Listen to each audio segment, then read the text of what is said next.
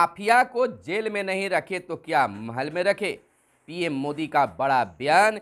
और हिंदुस्तान सर्वोपरि क्या है, राष्ट्र या धर्म, हाईकोर्ट।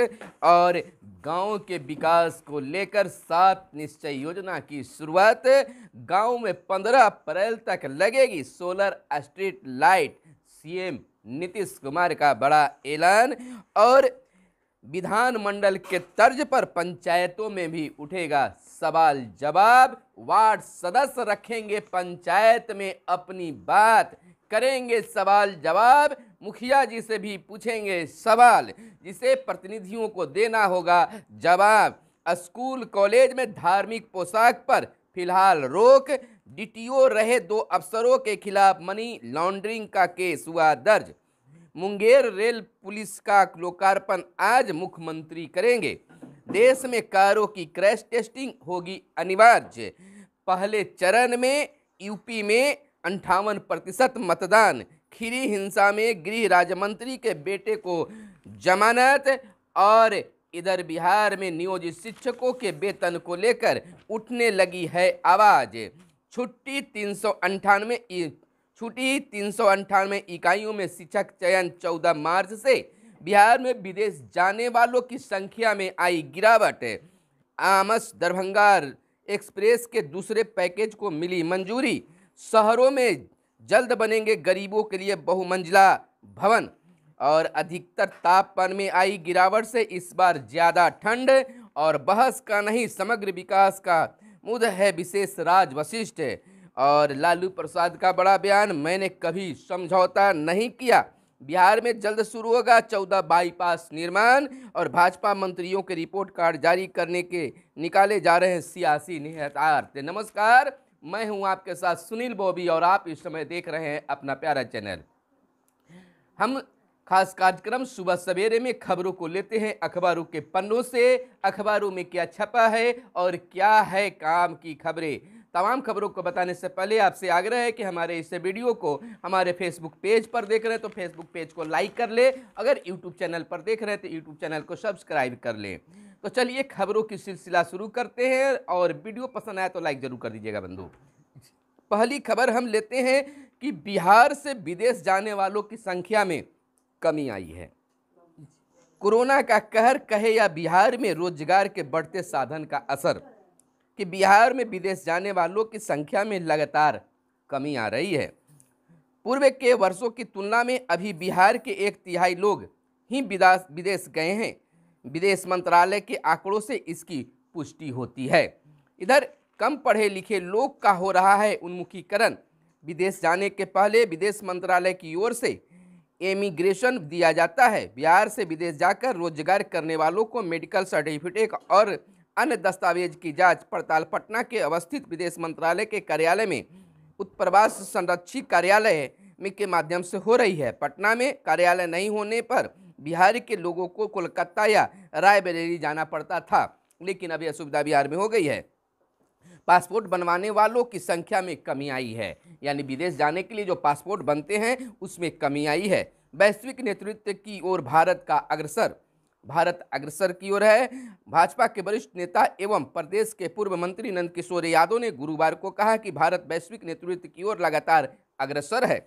इधर प्राथमिक निदेशक बीईपी का प्रभार, बिहार शिक्षा विभाग ने अपने बिहार शिक्षा परियोजना परिषद के राज्य परियोजना निदेशक श्रीकांत शास्त्री के उत्तर प्रदेश चुनाव में चले जाने के कारण प्राथमिक शिक्षा निदेशक रवि प्रकाश को बीईपीसी का अतिरिक्त प्रभार दिया है। वे बिहार राज्य शैक्षणिक आधारभूत संरचना विकास निगम लिमिटेड के प्रबंध निदेशक के भी अतिरिक्त प्रभार में रहेंगे। इधर ऑफलाइन क्लास शुरू करने के लिए ज्ञापन, अखिल भारतीय विद्यार्थी परिषद पटना विश्वविद्यालय द्वारा पीयू के सभी महाविद्यालयों में जल्द से जल्द ऑफलाइन क्लास संचालित करने की मांग की है। और इधर छूटी 398 इकाइयों में शिक्षक चयन 14 मार्च से। राज्य में 365 पंचायत और 33 प्रखंड नियोजन इकाइयों में होगा शिक्षकों का चयन। नियुक्ति पत्र से रहेंगे वंचित।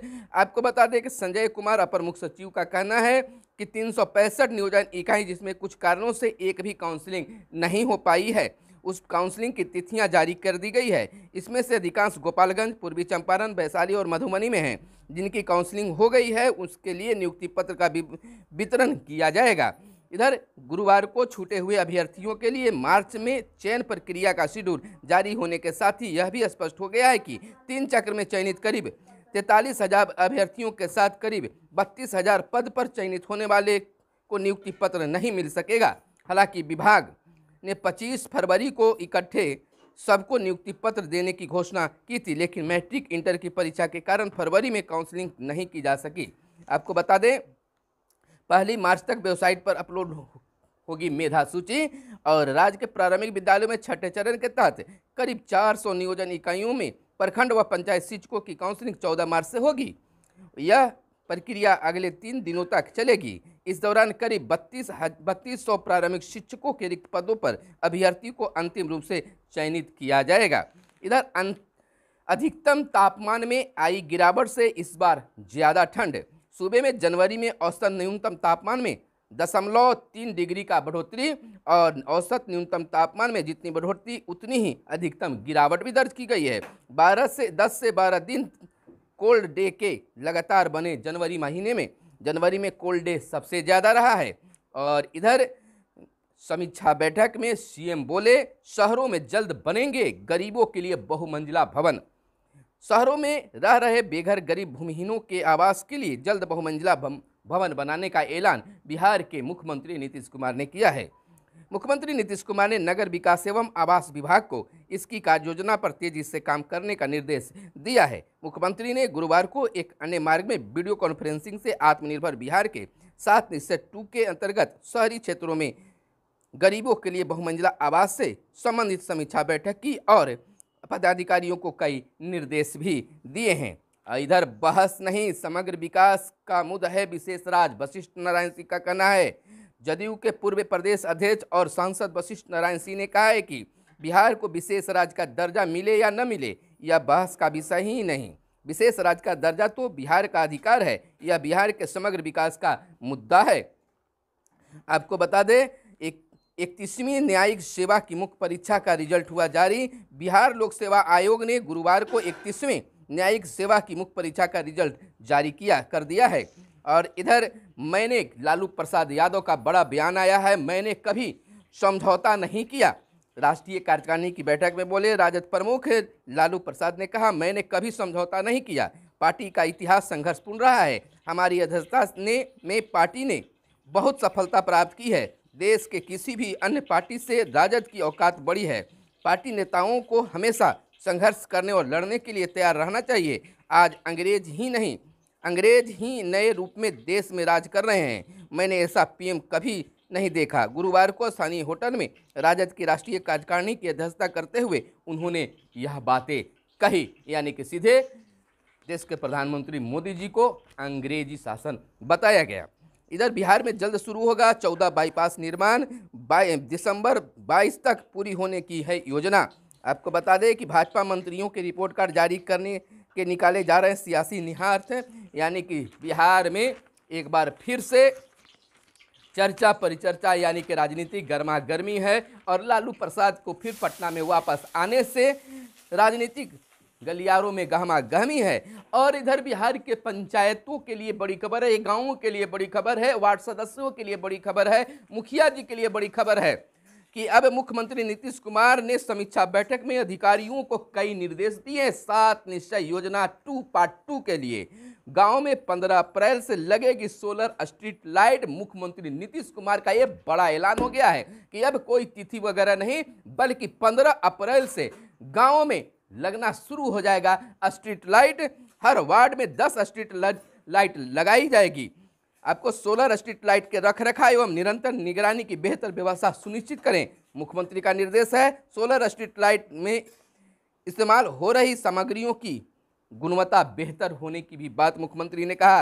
रिमोट मॉनिटरिंग सिस्टम से होगी निगरानी, यानी कि बिहार के मुख्यमंत्री ने यह ऐलान कर दिया है कि हर गांव में सोलर लाइट लगाने की प्रक्रिया 15 अप्रैल से शुरू हो जाएगी और हर वार्ड में कम से कम 10 सोलर लाइट लगाए जाएंगे। यानी कि एक बार फिर से 7 निश्चय योजना पार्ट 2 को मुख्यमंत्री आगाज कर चुके हैं, यानी कि रफ्तार देने के चक्कर में हैं। और ऐसे भी अप्रैल महीना में पंचायत प्रतिनिधियों के लिए जो फंड होता है वह भी आना शुरू हो जाएगा। और दूसरी बड़ी खबर भी पंचायत प्रतिनिधियों के लिए ही है।